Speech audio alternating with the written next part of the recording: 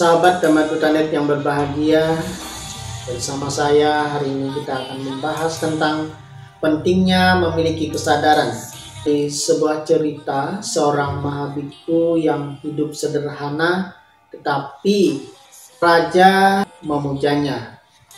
Pada kali itu memberikan atau berdana mangkuk emas yang dihiasi berlian sebagai pengganti mangkuk kayu yang dimiliki mahabiksu. Seorang pencuri melihat kejadian itu dan mengikuti biku itu hingga ke tempat tinggalnya.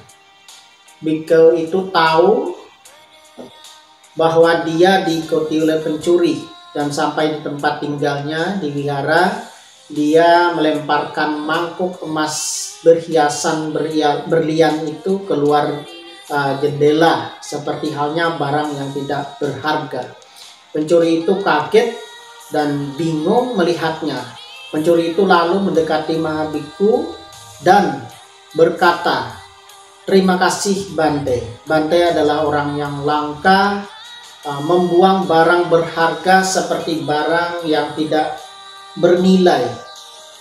Mahabiksu itu tersenyum dengan penuh kedamaian.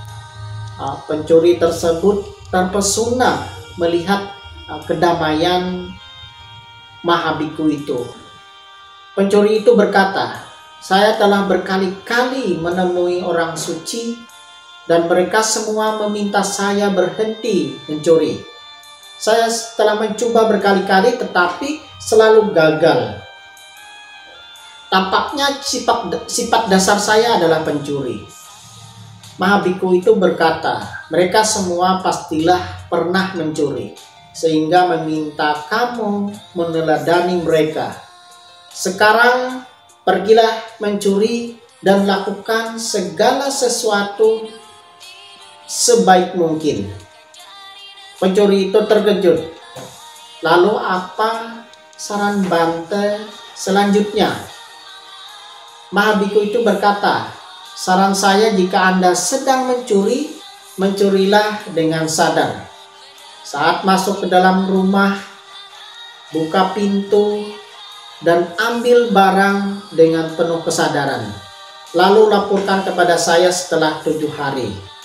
Nah, setelah 7 hari pencuri itu datang, menyentuh kaki mahabiksu itu dengan berkata, "Bante adalah orang yang hebat dan luar biasa. Saya sudah mencobanya dan kenyataannya jika saya sadar, saya tidak bisa mencuri.